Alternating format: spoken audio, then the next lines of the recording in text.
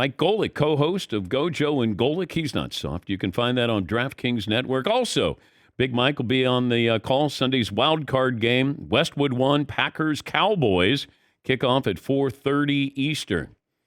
What do you make of the weather conditions here and what role they play in the outcome of either of these games, Kansas City or Buffalo, Mike? Yeah, they're not moving the game. I mean, it's the thought process of just what you said, Dan, having everybody, oh, yeah, it's a horrible snowstorm. Now get in your car and drive to Cleveland. I mean, it makes zero sense at all. The high that day, on tomorrow in Buffalo is 44, and then the high on Sunday with the day the game is played is 28. Wind will have an effect, certainly the snow. We'll wait and see.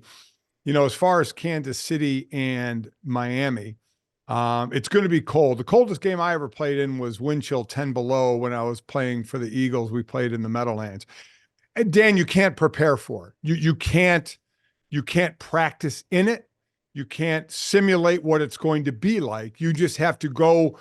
Once you get there before the game, when you're going out there, it's now a question of is there snow on the ground or is there not? Is the ground just hard? What kind of cleats am I wearing? Sometimes in bad weather like this, you wear tennis shoes, in all honesty, if there's not like snow on the ground, because your cleats won't dig into the ground. So you'll go out and you'll check that out. Everybody has to be careful with their steps. Offense knows where they're going, so you can turn a short play into a long play because the defense slips. It also, I loved bad weather because I was an average athlete and it brought everybody down to my level.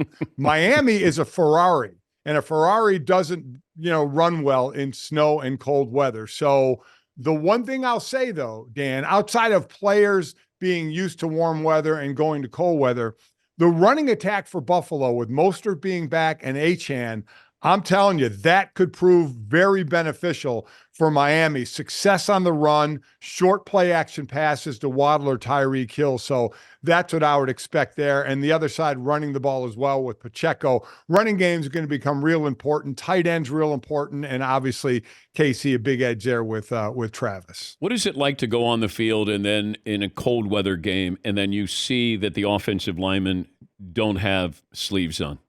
So one of the more stupid things I did in my 9-year career is I never wore long sleeves. And even in that game, we thought this macho thing, which is so ridiculous, Dan, to sit there and think that a guy in professional football is going to look at another guy and say, he's not wearing sleeves. Oh God, I don't want to play against him, is just a ridiculous thought. Yet we all did it as a D-line. I remember in that game in the Meadowlands. And then we went in the locker room and came back out, and a few of the guys put sleeves on. They're like, screw this, I'm not doing it. I left them off, which was just ridiculously dumb. TV timeouts are the worst because you're standing there on the field kind of ready to go. The worst thing that happened to me there, this was back in the 80s, so they had like those jet engine heaters on the sideline that blew out the flames. I didn't wear gloves then, so I put my mouthpiece. Occasionally I wore a mouthpiece. This game I did, and I kind of hooked it on my finger. And I remember not thinking, my hands were freezing. I put them in front of the flame, and my mouthpiece melted around my finger. So, I mean, it was brutal. And back then, that AstroTurf is horrific. No matter where you're playing. This again was at the Meadowlands. I mean, it hurts like hell when you land. So, like I said, you can't prepare. You just have to go. And unless you're heating your helmet on the sideline, don't ever take your helmet off because it's like a brick putting it back on. Let's look at these games. The coaching, not vacancy, but coaching situation where a loss this weekend would open up a coaching vacancy with these teams. It's stunning, but I mean, we talk about this all the time with the Cowboys, don't we? And You even heard Jerry Jones say it last Monday after they clinched the 2 slot. He was asked about McCarthy's future, and he said, we'll take it game by game in the postseason.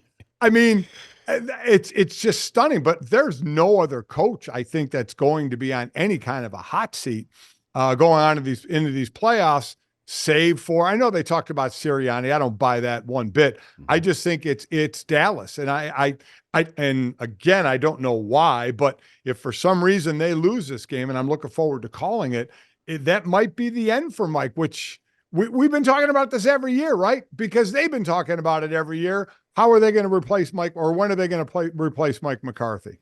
We also talk about these teams like the Texans and Green Bay.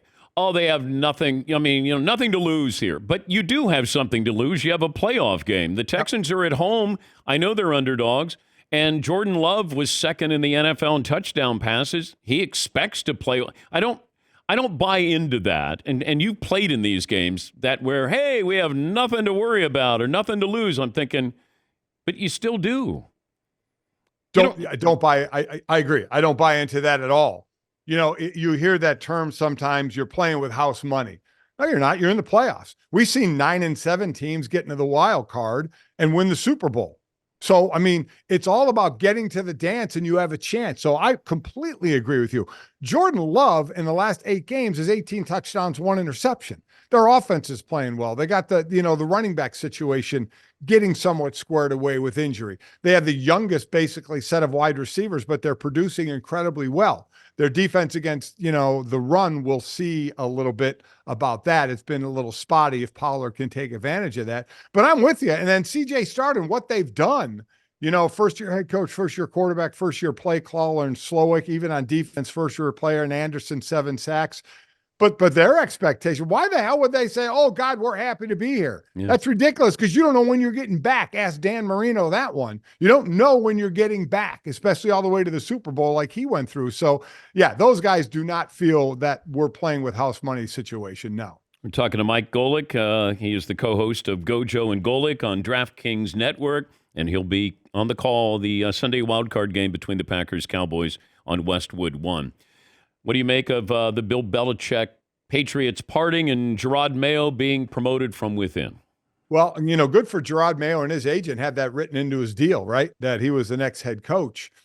Yeah, listen, Dan, we've both been doing this long enough. We all know what mutual means, right? I mean, Bill wanted to still coach, and Pete Carroll wanted to coach in Seattle. But they were making moves, and I'm glad they ended it the way they did both ways, especially we're talking about New England now.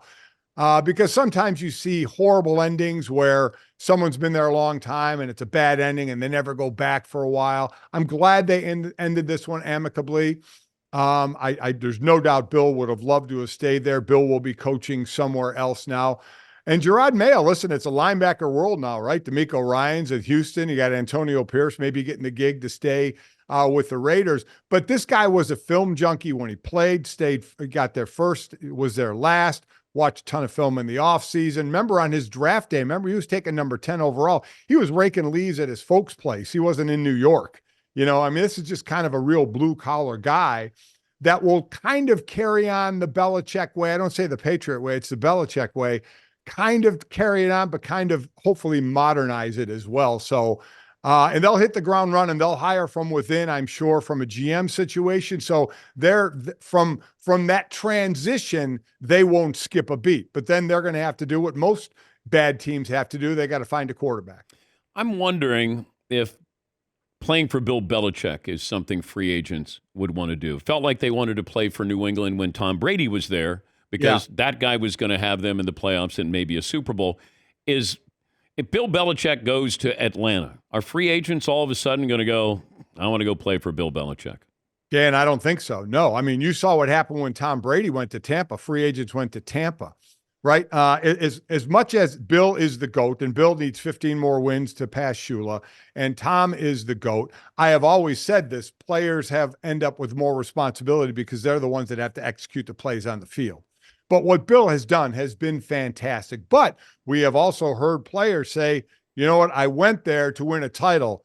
Not fun, not a vacation spot. And that's okay. That's okay. Not everything is fun in life. But you had a great chance to get a ring. And that was the goal as a professional football player in the team aspect. So you had the chance there because of the team. Now he's going somewhere, if he does go to Atlanta, that's looking for a quarterback that's starting over a little bit. No, you're not going to get, because they didn't pay real well while, to players in New England. They weren't about that. So I do think it will not be like, oh yeah, I'm going to go play for Bill because I have a great chance to win a title. It may take a bit. I was more surprised that Seattle and Pete Carroll moved on than I was New England and Belichick. Yep. And then even Vrabel, that was a little more surprising. That felt like it got personal between the owner and the coach. and maybe he was becoming a little too high maintenance. I'm trying to figure these because Pete Carroll still wants to coach, Yes. and obviously Vrabel does. Which one was more surprising for you? Vrabel, they were both surprising to me, but I hadn't really thought. I know there were whispers of the Vrabel situation because the last couple of years had been under 500, and had been more struggles than what he had. But I never heard anything about Pete Carroll. The Vrabel thing, again, I agree with you. I think high maintenance and/or wanted to have too much voice. The statement by the owner now, Amy. I can't Amy believe Adams. Thank you, Amy Adams, because Bud was the owner when I was with the Houston Oilers. This is his daughter, Amy. I mean, you want to talk about a corporate statement. I didn't even understand some of the words in there, but basically the meaning was we want to spread the wealth. We want to spread the power in this organization, and we want to modernize it a little bit. And I think they don't feel that was happening with Vrabel. Obviously he'll get a job easily. And Pete Carroll kind of hanging on to that on his Wikipedia page. It already has, he's an advisor to Seattle. I think he'd rather be a coach somewhere. But Dan, this is the amazing thing. You got 8 slots open right now. You have a 72-year-old head coach, a 71-year-old head coach. You have Vrabel out there. You have Dan Quinn out there. You have the possibility of Jim Harbaugh out there before you even get to the big time OC, O coordinators and D coordinators like the Ben Johnsons of the world. So it's going to be interesting where owners want to go with these older coaches who have had unbelievable success, or are you skewing younger given where we are kind of in the league now? This just in from Adam Schefter. The Commanders are hiring the 49ers assistant GM, Adam Peters, as their GM. He won Super Bowls while working in New England and Denver. He's been in San Francisco since 2017. So, all right. Well, I mean, step but one. Dan, I think that's interesting because is the way of the NFL going that way now to how Shanahan coaches, how McDaniel coaches, how really Dan Campbell, but the old coordinator Ben Johnson, where we're seeing a ton of motion and a ton of movement. That seems to be kind of the new way of the NFL. And with that movement from San Francisco to Washington, you wonder if that's what they want to get. Maybe even go to a younger coach. They had that search committee out there that included Bob Myers, from the Golden State Warriors. So I wonder if that's kind of a direction they want to go. Before I let you go, give me the reason why Jim Harbaugh would stay at Michigan. That's a great question. A big bag of money. Remember, he didn't sign his extension. So now, I mean, it's going to be whatever he wants. I guess he would stay for comfort. He's been there, 9 years, 3 years now in the playoffs, and he'll make it pretty easily every year now that you're going to 12, even if he doesn't win the conference. So the chance to just be comfortable there. But does he want to accomplish what Pete Carroll did and Barry Switzer did and Jimmy Johnson did, national title and Super Bowl? Because what did he talk about? I can finally sit at the big table at my house with my dad, Jack, and my brother, John. Now he can be the head man at the table if he were to win a national championship like he did and then a Super Bowl. What do you think he's going to do? I think he's going to go to the NFL. I think he hired Don Yee, an NFL guy. I think he's going to make a move. I think he's going to get his choice, which you always look for where's the best quarterback situation, and that's with the Chargers. So I would think he's going to move on. Great to talk to you. Safe travels. My best to the family. Thank you, Mike. Thanks, Dan. See you. That's Mike Golic, co-host of Gojo and Golic, and he'll be on the call, Westwood One Radio. Sunday's wildcard game between the Packers and the Cowboys kickoff at 4:30 Eastern.